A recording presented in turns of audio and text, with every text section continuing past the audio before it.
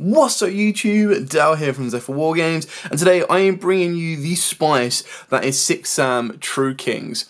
Now this is a little bit different from the all-out 6 Sam version because what you do is you utilise the ability of destroying in the hand with the True Kings to trigger the effect of Fuma as much as you possibly can in order to get into Kagero and everything else. On top of that, the return of Denlong has actually added a nice little angle to the deck in order to increase the consistency for level 10 synchros, which protects your plays, and of course rank 9 plays should you want to, because all of the True Kings are Worm. So with all of that out of the way, please smash that like button, hit that notification bell, and subscribe so you don't miss out on any more upcoming content. If you want to see more 6 Sam or mainly more True King content, then let me know. I'm working currently on Yang Zings, and I also have the ability to be working on Dinos as well. I'm just waiting for the new support. So, let's start off with the 6 Sam. So the most important 6 Sam in this version is of course Fuma. Now the reason this is the most important one is if it is destroyed by battle or card effect, doesn't matter where it is, just as long as it is destroyed, you can special summon a 6 Sam monster from your deck except itself. It's not a hard once per turn, which is absolutely amazing. So it does mean that you can constantly keep destroying in order to be bringing out Kizaru from the deck. Kizaru does have a very nice effect. Annoyingly, it is a when, but as long as the last thing to happen is Fuma being destroyed, you are good to rock and roll. So when this card is special summoned, you can add from the deck to the hand one 6 Sam monster with a different attribute from every monster you control. So obviously keep in mind that if you're going to be summoning down the Ariadne, which is the Wind True King, then the card that this can search cannot be Wind.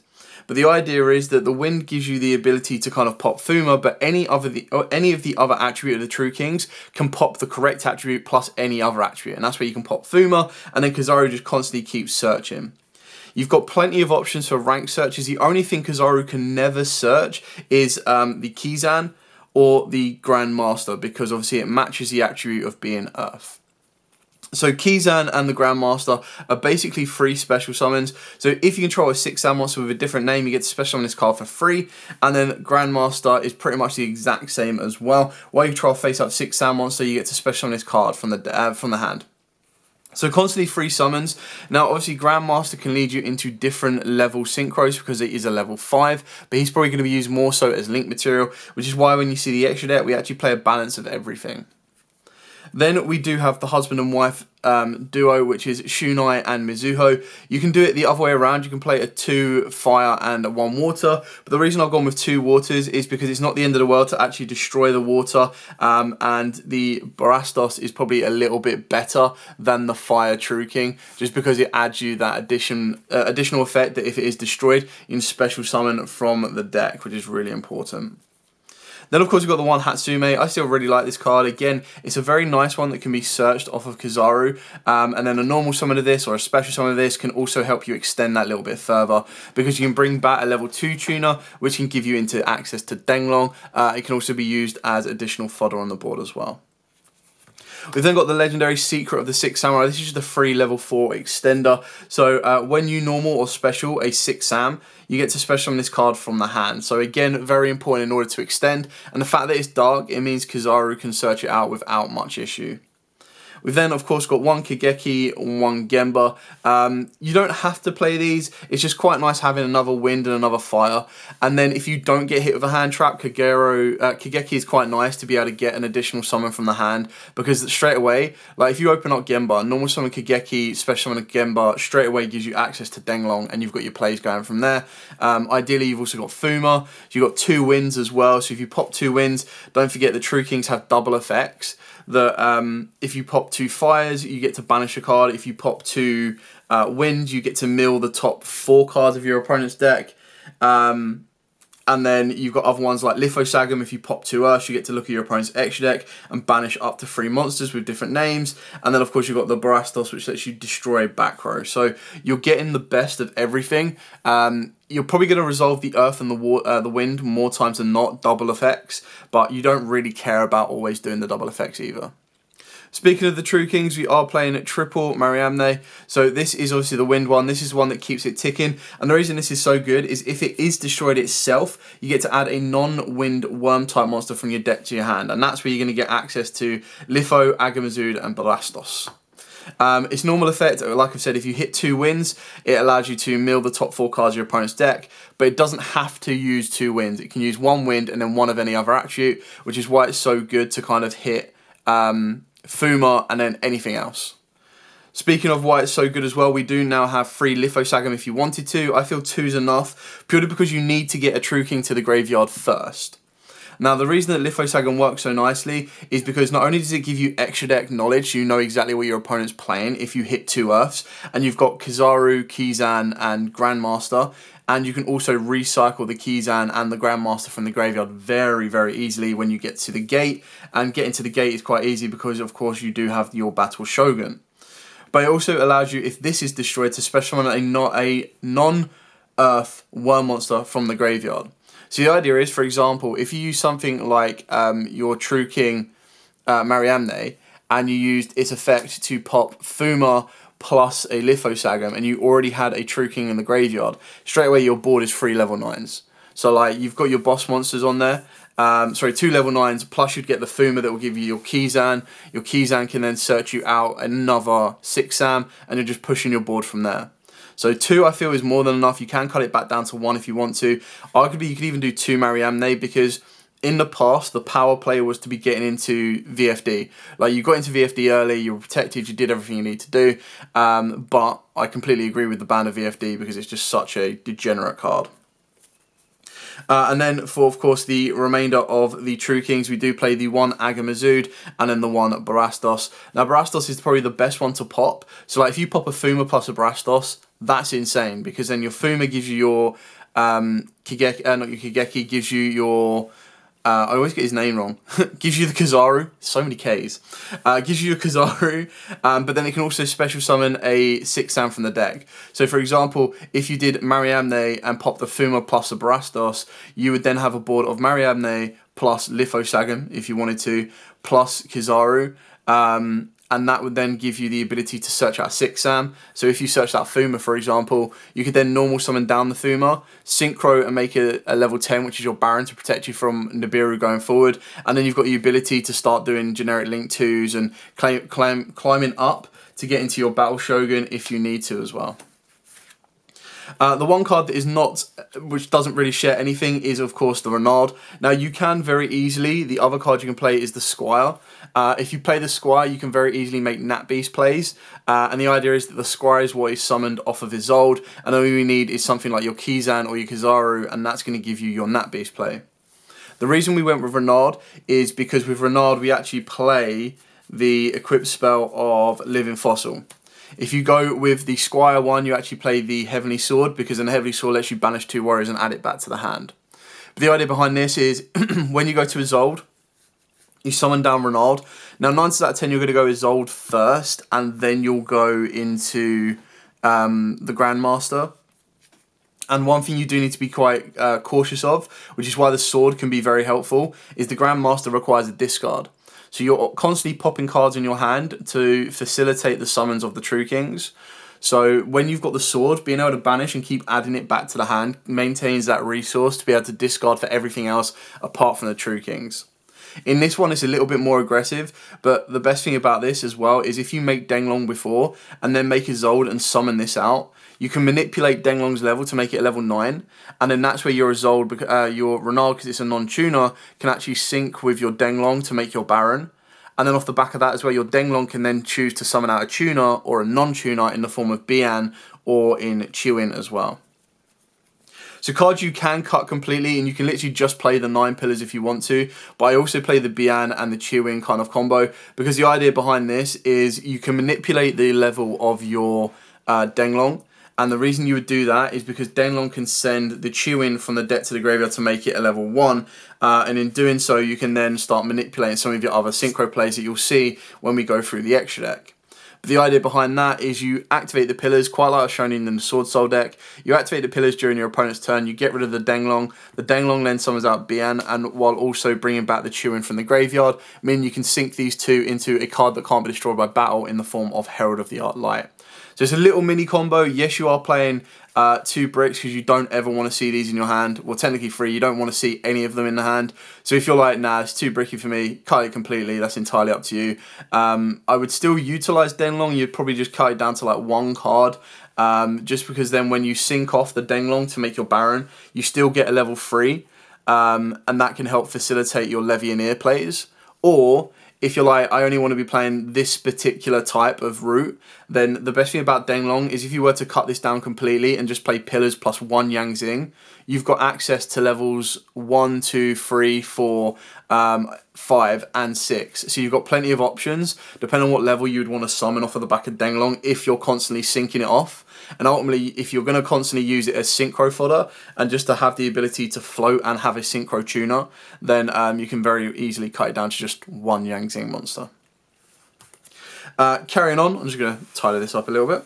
So carrying on, moving into the normal spells, or mainly the 6 Sam spells. This is where the power kind of comes to it. I wanted to maintain the essence of 6 Sams, and this is just how it works the best. So you do have triple Dojo, alongside triple Smoke Signal. So obviously, these just act as 6 copies of Thuma. That's the one you want to be going to more times than not in this version. Considering this can only add a level 3 or lower, which is a little bit annoying, but it does give you that access to get into a water, wind, or fire that you may need in order to have the corresponding attribute for your True Kings. Then, of course, triple 6 Sam United, draw, draw, and draw. 1 gate of the 6 Sam. I would really love this to come back to 3, because then I don't need to rely heavily on the Battle Shogun. And for those of you that are familiar with 6 Sams, you probably stop the Battle Shogun. But the idea behind this version is because in the pure version, you kind of run head first into an Nibiru with no way of getting protection. Whereas in this version, because of the True Kings, very simply, a True King popping a Thuma can give you access to Baron on your 5th summon, exactly. So then all you need is another warrior to the board, which can very easily be your Kizan, and then that's going to be able to get you into your general Battle Shogun, and off the back of the Battle Shogun you get Gate. Once you get Gate, you're pretty much building towards the infinite loop. 1 Rotor, and then for the field spells we've got the 1 Temple, the 1 Diagram, and the 1 Terraforming. I did previously use a Furion engine in the deck as well. That's something you could look into. If you were to take out the Yang Xing engine, that's when you'd probably put the Furion engine in, but ultimately it gets a little bit too cloggy because you need to play Ball, and then Ball's not the best one. You kind of then want to still play Regulus and everything else. So in order to utilize that the most, you would then look at playing Spring Gun's Merrymaker, and then go into the big boss monster, because then the boss monster gives you more consistency to get to Regulus, and that would then provide you with another negate. But only because we're trying to get to Baron before our 5th summon, that's when your protection's coming into play. So, moving on to the extra deck. For the Link monsters, of course, we do play the 1 Relinquish Anima. I know you're going to be like, what? Why do we play the Relinquish Anima? Well, if I skip forward a little bit, the reason you play the Relinquish Anima is it can turn your Thuma from a warrior into a spellcaster, and in doing so, that gives you your aggressive option to go into Selene, and then, of course, you can also get into Access Code. Now, obviously, the idea is Selene's probably not going to be bringing anything back because we're not playing any spellcasters like Vela or anything like that. But the idea is that as soon as you're able to get into Selene, it then gives you the ability to get into Access Code. Access Code then gets a +3, and you're going to have a light and a dark in the graveyard. Entirely up to you if you want to be playing this engine or not. It's just a very nice, very simple engine that can let you climb up. Then the most important kind of Link monsters in the deck is the Battle Shogun and the Isolde. So obviously the Isolde is the one that kind of helps facilitate everything. So keep in mind, Battle Shogun requires 2 warrior monsters, including a 6 Sam, whereas Isolde requires specifically 2 warriors. So Isolde will allow you to get into it just as long as you have 2 warriors, and as soon as you have a 6 Sam plus a warrior, you then get into Battle Shogun. So 9 out of 10, what you were doing in the previous version is you would go into Isolde. Isolde would just add a random warrior monster that could just be discard fodder or follow up for the next turn. She would then send the Sacred Sword from the deck to the graveyard and then summon out the Shien Squire. You would then banish 2 to add back the sword, and then you would link off. Now, obviously, the issue is when you go to Shien Squire, you're not going to be able to get into Battle Shogun because, annoyingly, it's not always treated as a 6 Sam monster. So if you wanted to get directly into Battle Shogun, you would actually go into Thuma, and then you'd go Thuma plus Isolde into Battle Shogun, discard the sword that you've added back, or the random monster you added off of Isolde, and that would then allow you to instigate into the gates, and then straight away from the back of the gates, you've then got the ability to start spawning or adding tokens to it, and in doing so, that's then going to allow you to move your place further forward, because once you build up the sustainable amount of tokens, and keep in mind, Battle Show can actually maintain tokens himself, you're then going to keep spawning your Grandmasters and your Kizans, you're going to be making rank 4s, you're going to be going into basically the Mizuho and the Shanai kind of loop, and that's just basically where it comes, comes good. So yeah, you're constantly going to loop that. It means you ultimately end up on a Fornegate Appaloosa, and even if your opponent does like nuke your entire board, you still then need ways of getting special summons to the board and going from there. For the other Link 4s, you've got the Skull Dread, and then you've got your Appaloosas, you've got your Defender, and then Skull Dread is just one of them ones where if you haven't got the piece you need, or you've already got the piece you need, or you need that extra summon, you go into Skull Dread. Skull Dread gives you that extra summon that you can push from there. Another option you could go is Zelantis, because that would be pretty funny, because you can just turn a Skull Dread into that, so you kind of up the aggressive nature of it, or you turn an Appaloosa into it, but ultimately it's just not needed. And then for the Synchros, of course, we do have the one Herald of the Art Light, which comes off the Bian and the Chewing combo, but can also come off of the Fuma plus your level 3. So it's definitely easy to kind of get into that. So a Hatsume plus a Fuma can give you into a Herald as well. The one Shien, and then we've got the one Trish. It's just another level 9 that you can make quite easily in the deck. And then in doing so, you rip your opponent's hand from there, and then you can go into the Phantom Fortress, enter Blafnir, and rip from there as well. The one Denlong, and then of course the one Baron. So the idea is to get to Baron as early as you possibly can to protect your general and everything else.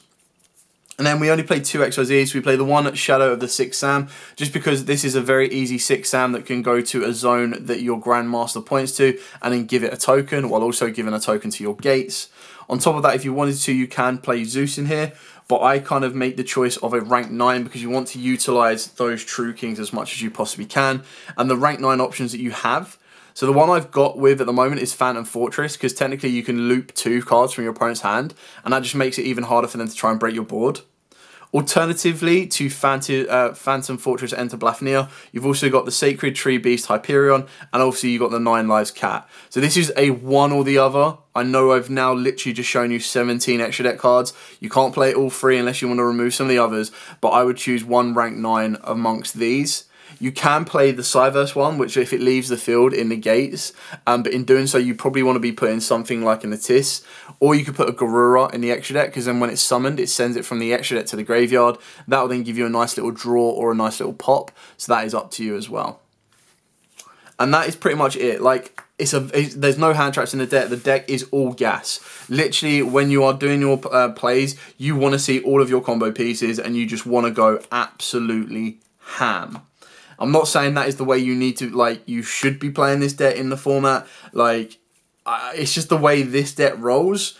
So, ultimately, it's a fun deck. It is a fun deck. Like, it can go through a lot of gas. But I feel like if the format takes more shape and we are still in a 15 hand trap format, then you might be like, okay, maybe this isn't the greatest way of playing this deck. But I don't see people playing 6 Sams regardless. So I thought this is a nice little upgrade to it. It's nice that Denglong has come back, because then that can help you. The reason that it has a bit of like double usage in the deck is it helps facilitate rank 9 plays and synchro level 10 plays. It's not just Denglong, Pillars, Yang Zings. It can be very, very good and be utilized in both ways in order to kind of push it that bit further. So yeah, that's pretty much it for the version. If you want to see another upgrade to the True Kings, like, I like the concept of True Kings. The biggest issue is that True Kings are always going to be a free card combo, because you always need the True King plus 2 attributes to pop. But the best usage is in a deck where a True King pops a card and gains advantage. So 6 Sam with Fuma. If you look at Yang Zings, as long as you control that Yang Zing monster, you can pop it and go. Another one that Carl used to play, massive shout out to him, was Cosmo True Kings, which was really, really fun, because you would just pop the big ships, and when they were destroyed, they would then float into the lower levels. So that was kind of a really cool option as well. Anyway, I hope this has given you an idea for a concept build. It's definitely something to play around with and have a bit of fun with. If you do update this and do well with it, let me know. It'd be awesome to kind of update and see what your techs and plays are. There are a couple of little flex spots if you want to be putting hand traps in this, but like I said, like unless you're playing hand traps just to use them to be popped off the back of your True Kings, which if you do, you kind of want a water, which is dogwood, and Mourner, which is probably a little bit more applicable. That's kind of the route you want to go down. So it can get a little bit tricky, but it's definitely fun. Like I said, it's full gas. If you go uninterrupted, the deck is really, really fun to play, and you end up with some really cool boards. It's not as oppressive with having something like VFD, but the idea is, like I've said, now we want to get to Baron. Baron then gives us protection, and then you move on from there. So, for now, thank you so much for watching. Don't forget to like, comment, subscribe, share. Till next time, as absolutely always, stay safe, and of course, happy dueling.